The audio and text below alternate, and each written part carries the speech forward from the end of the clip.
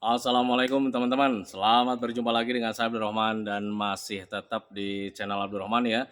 Dan masih tetap juga mengupas tentang seputaran gangguan asam lambung dan sensitif psikosomatis. Nah, di season kali ini saya akan share video tentang kesalahan orang yang terkena gangguan asam lambung dan sensitif psikosomatis. Nah, makanya ketika melakukan kesalahan itu, si cemas pasti hadir lagi. Nah, itu teman-teman, nah, makanya bagi teman-teman yang ingin mengetahui kesalahan Anda itu seperti apa sehingga melahirkan kecemasan, tolong tonton videonya sampai habis, jangan di-skip biar kalian nanti mengerti, biar kalian nanti paham dan ketika mengerti dan paham, kalian bisa menindaklanjutinya. Nah itu teman-teman, nah makanya tolong tonton videonya sampai habis, jangan di-skip. Dan kemudian seperti biasa ya bagi teman-teman yang baru bergabung, kalau seandainya kalian mau bertanya tentang seputaran gangguan asam lambung dan sensitif psikosomatis, alangkah baiknya kalian tonton dulu video-video saya sebelumnya. Karena untuk seputaran gangguan asam lambung dan sensitif psikosomatis semuanya sudah saya share ya.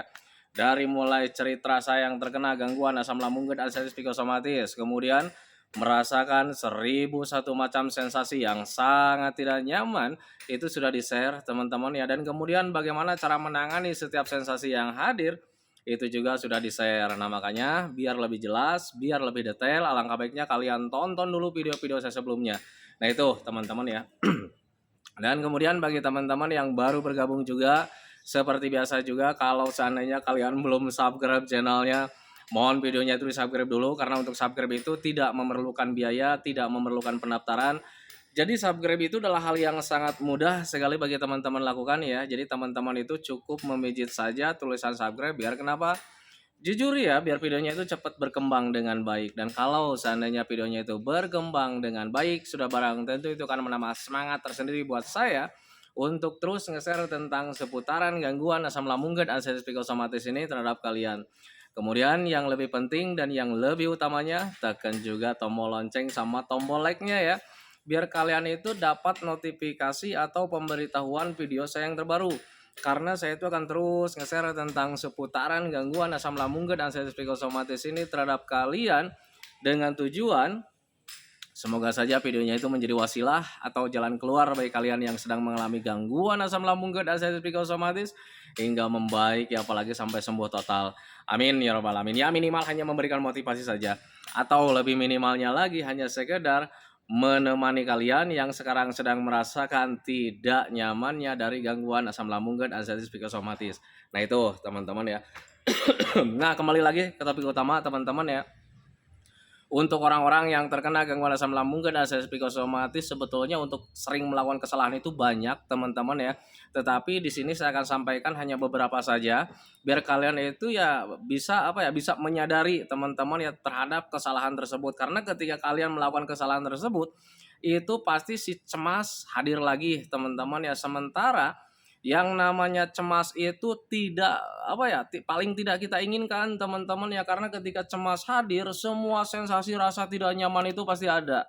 Dari mulai gelisah, was-was gitu teman-teman ya kemudian kita itu seolah-olah mendekati kematian. Nah itu teman-teman nah makanya ketika kalian mengalami cemas hal itu terjadi. Nah makanya usahakan jangan pernah lakukan kesalahan-kesalahan saat terkena gangguan asam lambung dan sensitif psikosomatis. Dan kesalahan-kesalahan itu pasti terjadi teman-teman walaupun kita sedang memahami teman-teman yang sudah paham wah ini bukan dari asam lambung nih teman-teman ya ini bakalan baik-baik saja. Tetapi sialnya ketika sensasi hadir seperti itu teman-teman ya kita misalkan sakit-sakit biasa kita berpikirnya yang lain-lain sehingga ya pasti menimbulkan kecemasan teman-teman ya. Nah itu nah makanya pahami saja ke sana jadi untuk orang-orang yang terkena gangguan asam lambung dan sensitif psikosomatis, rata-rata ketika mengalami sakit-sakit yang lain, ketika sedang terkena gangguan asam lambung dan sensitif psikosomatis, kita itu selalu selalu bingung dengan keadaan ini, kemudian selalu mengait-ngaitkan dengan penyakit yang berbahaya, selalu mengait-ngaitkan dengan umur kita tidak panjang lagi. Nah itu teman-teman ya, padahal untuk sakit-sakit biasa itu merupakan hal yang sangat normal, teman-teman ya. Jangankan kita orang yang terkena gangguan asam lambung dan sensitif psikosomatis, orang normal saja pasti mengalami sakit-sakit biasa kayak macam sakit di gigi, demam, pilek, dan sebagainya, teman-teman itu merupakan hal yang sangat biasa. Tetapi kita orang yang terkena gangguan asam lambung dan asam psikosomatis ketika mengalami hal seperti itu, kadang kita selalu menyalah-nyalahkan penyakit berat. Kemudian kadang kita itu selalu menyalah-nyalahkan tentang asam lambung dan asam psikosomatis, padahal itu mungkin sakit-sakit biasa. Nah itu teman-teman, sehingga ketika kalian memprediksinya selalu seperti itu, wah ini jangan-jangan penyakit yang berbahaya, wah ini gara-gara gangguan asam lambung dan asam psikosomatis, nanti kalian stres lagi ya teman-teman ya. Dan biasanya untuk orang yang kena asam itu stresnya itu terhadap penyakit yang berbahaya, kemudian terhadap kematian, dan kemudian selalu berpikir seperti itu, nanti bisa menimbulkan kecemasan, dan ketika sedang cemas hadir, kalian malah tambah bingung lagi. Wah ini sekarang cemas lagi nih, wah ini kok kenapa begini lagi, padahal kemarin itu sudah membaik, padahal kemarin itu sudah sehat, kenapa sekarang begini lagi. Kalian tidak bisa berpikir wajar, sebetulnya kalian itu wajar ya mengalami sakit-sakit biasa kayak macam demam seperti itu. Mungkin penyebabnya kalian terlalu capek gitu teman-teman ya, mungkin penyebabnya kalian ya terlalu kena suhu dingin terlalu lama gitu teman-teman, mungkin saja kalian terlalu kena panas terlalu lama. Nah itu teman-teman, nah makanya jangan pernah menyalahkan tentang seputaran gangguan asam lambung dan asam psikosomatis. Orang normal saja kalau seandainya dalam posisi tertentu terlalu lama, misalkan kena panas-panasan teman-teman ya. Kalau seandainya panas-panasannya terlalu lama gitu teman-teman ya, itu pasti mengalami demam. Kalau seandainya kalian orang normal gitu teman-teman ya, sering kena suhu dingin atau sering hujan-hujanan gitu teman-teman, pasti mengalami demam. Nah itu teman-teman, nah makanya pahami saja ke sana. Jadi untuk orang-orang yang terkena gangguan asam lambung dan asam psikosomatis, kesalahannya itu biasanya rata-rata nih ketika kalian itu sedang, mungkin ada kalanya kalian sekarang mengalami sakit yang lainnya kayak macam demam seperti itu teman-teman ya, kalian dikait-kaitkan dengan penyakit yang berbahaya teman-teman ya. Nah akhirnya menimbulkan kecemasan. Nah itu teman-teman ya, itu kesalahan kalian. Nah kemudian kesalahan-kesalahan yang lainnya itu sebetulnya banyak teman-teman ya, diantaranya itu yang pertama. Kemudian yang keduanya, kalian terlalu menyalah-nyalahkan tentang makanan. Biasanya seperti itu, teman-teman ya. Pada dasarnya untuk orang-orang yang terkena gangguan asam lambung dan asam psikosomatis, makanan yang harus dihindari itu sesuai yang disampaikan sama dokter, teman-teman ya. Kayak macam pedas, bersantan, berlemak, cuka gitu, teman-teman ya. Kemudian garam berlebih, teman-teman ya. Hindari saja makanan-makanan seperti itu, teman-teman. Kalaupun misalnya kalian makanan-makanan yang lain-lainnya, teman-teman ya, kemudian sebetulnya aman, tetapi kalau misalkan hadir sensasinya, yaitu mungkin kalian itu sedang benar-benar sensitif, teman-teman ya. Jangan terlalu menyalahkan tentang, wah ini gara-gara ini nih, wah gara-gara itu tuh. Nah itu teman-teman, sehingga ketika kalian selalu saja berpikir ke arah sana, nanti kalian membenci makanan tersebut, teman-teman ya. Padahal untuk orang yang terkena gangguan asam lambung dan asam psikosomatis, penting sekali pemenuhan kebutuhan untuk tubuhnya, baik vitaminnya, gizinya, teman-teman ya. Sementara makanan-makanan yang bergizi atau vitamin-vitamin itu ya sebetulnya ada di berbagai macam ragam makanan, teman-teman ya. Nah, tetapi karena kalian terlalu terlalu berpikirnya itu, wah ini makanan ini nggak cocok nih, makanan ini membuat saya kambuh nih. Seperti itu teman-teman, akhirnya kalian menghindari. Mau sampai kapan kalian pemenuhan gizinya buat kalian? Nah itu teman-teman, itu biasanya kesalahan-kesalahan untuk orang-orang yang terkena gangguan asam lambung dan asam psikosomatis. Nah makanan-makanan yang harus dihindari itu sesuai dengan yang selalu disampaikan sama dokter sebetulnya. Kalau selainnya, selebihnya teman-teman ya, alangkah baiknya kalian sering konsumsi saja teman-teman ya, dengan catatan teman-teman ya, asal jangan terlalu berbahaya saja teman-teman ya, asal jangan terlalu banyak saja. Kalau seandainya yang berbahaya teman-teman ya, sudah pasti nanti membuat kalian itu tambah tidak nyaman. Contoh kecil, alkohol seperti itu hindari saja teman-teman ya. Selama kalian belum membaik, apalagi misalkan sampai sembuh total juga gitu teman-teman, sebaiknya hindari saja. Karena memang ada beberapa kasus orang-orang yang terkena gangguan asam lambung dan asam psikosomatis lalu mengandalkan informasi sama orang lain. Kalau seandainya kita sakit kayak macam begini, kalian konsumsi minuman ini aja yang beralkohol saja, nanti kalian agak sehat, agak strong gitu powernya gitu teman-teman ya, tenaganya keluar lagi. Itu kesalahan teman-teman ya. Nah makanya pahami saja ke sana, berpikir logika saja teman-teman ya, alkohol itu nggak ada manfaatnya buat kalian lah. Nah itu teman-teman, jadi jangan pernah mengandalkan informasi-informasi dari orang lain, apalagi orang tersebut belum pernah mengalami gangguan asam lambung dan asam psikosomatis, kemudian orang tersebut juga bukan dokter juga gitu teman-teman ya. Kalian harus percayakan saja sama dokter teman-teman ya. Dokter itu di mana-mana menyatakan bahwa alkohol itu tidak baik buat kita teman-teman ya. Nah lu sekarang mendengarkan informasi dari orang lain, wah sama alkohol begini nih nanti kalian itu tambah sehat, tengok aja kalau seandainya konsumsi alkohol itu kita kan tambah strong tenaganya. Coba saja nanti juga kamu juga nanti strong tenaganya. Tidak seperti itu teman-teman ya. Nah makanya jangan pernah memahami ke hal seperti itu teman-teman ya. Yang namanya makanan, minuman harus dijaga. Yang benar-benar jaga itu sesuai dengan apa yang dokter sampaikan teman-teman ya. Alkohol apalagi teman-teman ya. Bahkan berlemak saja itu ketika saat terkena gangguan asam lambung dan asam psikosomatis, dokter juga selalu menyarankan hindari teman-teman ya, termasuk itu susu. Susu itu kan kita tahu sendirilah, susu itu sehat teman-teman ya, tetapi saat terkena gangguan asam lambung dan asam psikosomatis tanya ke dokter. Dokter juga selalu menyarankan hindari dulu teman-teman ya. Nah ini alkohol konsumsi ya teman-teman ya. Ya tidak akan membaik teman-teman ya. Butuh berpikir logika, butuh berpikir wajar untuk orang-orang yang terkena gangguan asam lambung dan asam psikosomatis biar kalian itu cepat membaik dari gangguan asam lambung dan asam psikosomatis. Nah itu teman-teman ya. Sebetulnya kesalahan-kesalahan untuk orang-orang yang terkena gangguan asam lambung dan asam psikosomatis itu banyak teman-teman ya. Kayak macam apa ya, terlalu sering menuruti apa pola pikir kita gitu teman-teman ya. Pola pikir kita orang yang terkena anxiety disorder biasanya selalu mengarah-arah ke hal-hal yang negatif teman-teman. Contoh kecil lah, ketika orang yang terkena gangguan asam itu kan butuh sekali yang namanya olahraga gitu teman-teman ya, apalagi saat sedang pemulihan teman-teman. Tetapi kadang pikiran kita itu selalu apa ya, selalu memikirkan hal-hal yang belum tentu terjadi teman-teman ya. Wah, nanti ketika jalan-jalan pingsan nih. Wah, nanti ketika jalan-jalan sensasi gua hadir nih, mati deh di sana gitu, teman-teman. Akhirnya kalian olahraganya tidak lagi. Nah, itu teman-teman, itu kesalahan-kesalahan untuk orang-orang yang terkena gangguan asam lambung dan asam psikosomatis. Tanamkan dalam pikiran kalian, teman-teman ya, kalau untuk olahraga itu tidak berbahaya, teman-teman ya.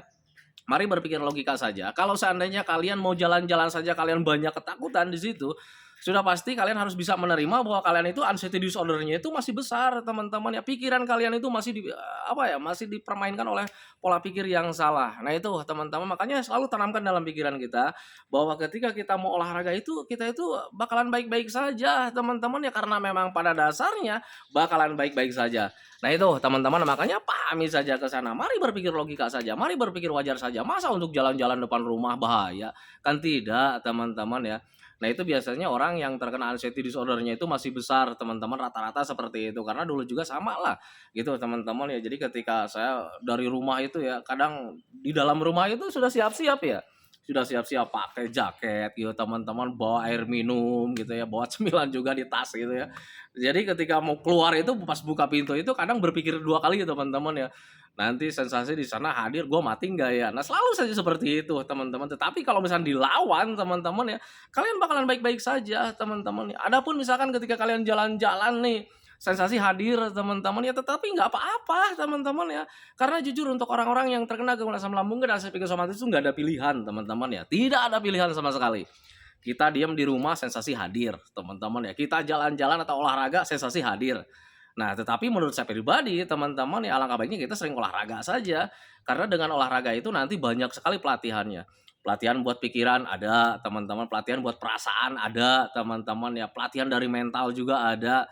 Nah itu teman-teman, nah, makanya harus banyak bergerak, bergerak, dan bergerak teman-teman ya. Untuk orang-orang yang terkena gangguan asam lambung dan asam psikosomatis, jangan terlalu menuruti pikiran-pikiran negatif kalian teman-teman ya. Wah nanti mau olahraga nih gue pingsan nih, akhirnya kalian ketakutan dan akhirnya cuman diem di dalam rumah teman-teman ya, rebahan gitu teman-teman ya, duduk-duduk manis. Mau sampai kapan kalian sembuhnya?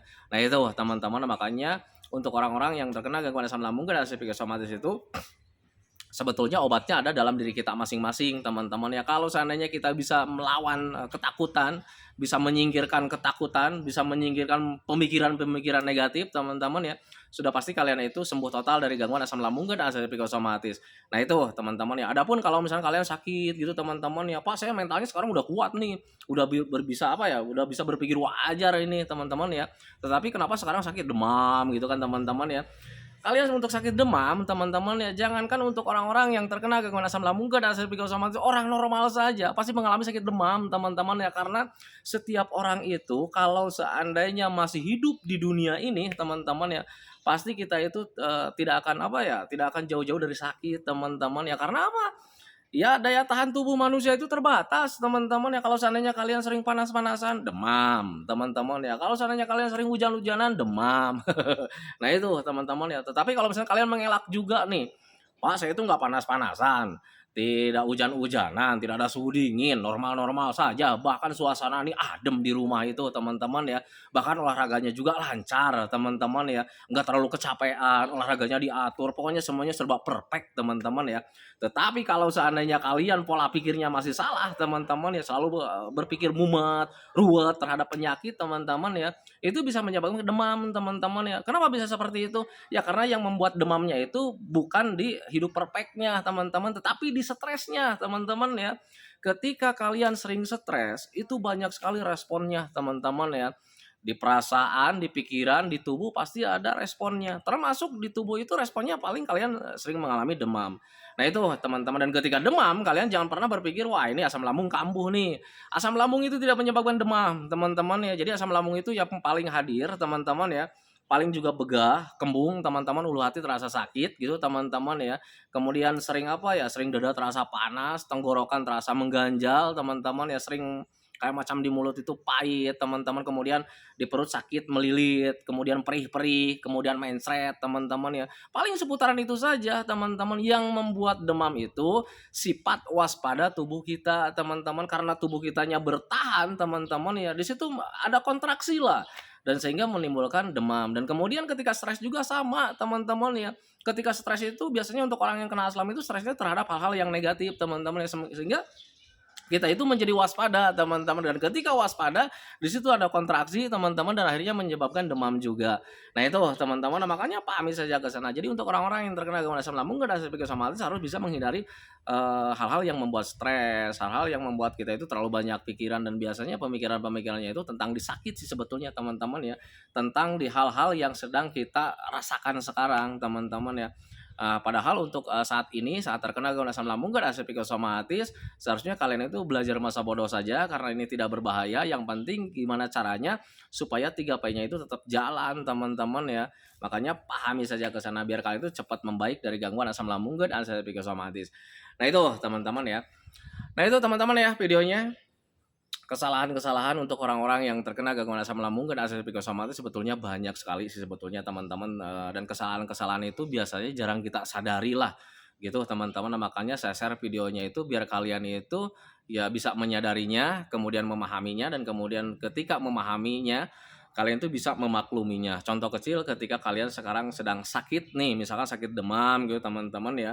Kalian jangan terlalu menganggap bahwa wah ini jangan-jangan gangguan asam lambung nih, gua nih tambah parah nih.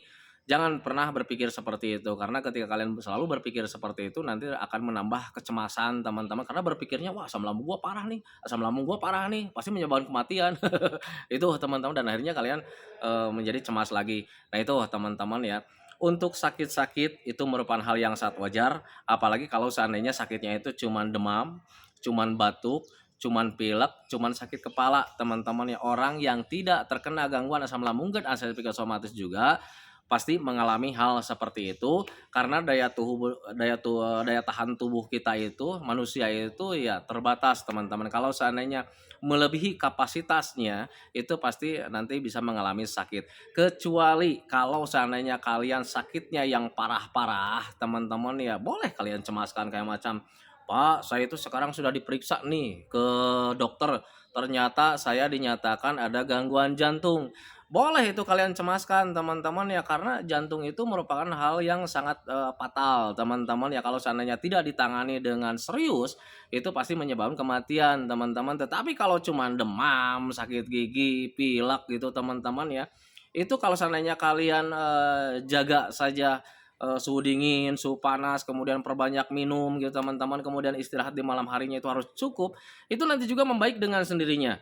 Nah itu teman-teman ya, saya saat terkena gangguan asam lambung dan asam psikosomatis sampai detik ini, itu tidak pernah konsumsi obat-obatan teman-teman, dan kemudian ketika mengalami sakit-sakit biasa sering teman-teman ya, kayak macam sakit gigi kemarin-kemarin kan tuh di video-video yang kemarin yang di bulan-bulan lalu itu saya mengalami sakit gigi teman-teman ya, saya nggak konsumsi obat teman-teman, kemudian diikuti juga dengan demam teman-teman ya, karena saya nyangkul di sawah itu dengan terik matahari yang cukup panas dan itu setiap hari teman-teman ya, dan mengalami demam juga, dan saya tidak konsumsi obat teman-teman ya, saya hanya istirahat cukup, kemudian minumnya 8 gelas dalam sehari, dan kemudian mengurangi panas-panasan, mengurangi suhu dingin, itu alhamdulillah membaik dengan sendirinya. Nah itu teman-teman, nah makanya jangan pernah takutkan ketika kalian mengalami sakit-sakit biasa. Jangan pernah kait-kaitkan dengan gangguan asam lambung dan asam psikosoma itu semakin berbahaya.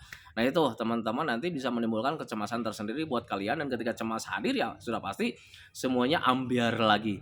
Nah itu teman-teman, dari mulai perasaan, pikiran, badan semuanya menjadi ambiar lagi. Nah makanya biar tetap nyaman, usahakan ketika kalian mengalami sakit demam, kalian jangan pernah kait-kaitkan dengan penyakit-penyakit yang berbahaya. Anggap wajar, karena memang wajar sebetulnya. Nah itu teman-teman, makanya pahami saja ke sana. Nah itu teman-teman ya videonya, semoga saja videonya itu menjadi wasilah buat kalian, semoga saja videonya itu menjadi pencerahan buat kalian, ya minimal hanya sekedar menemani kalian lah yang sekarang sedang merasakan tidak nyamannya dari gangguan asam lambung dan asam psikosomatis.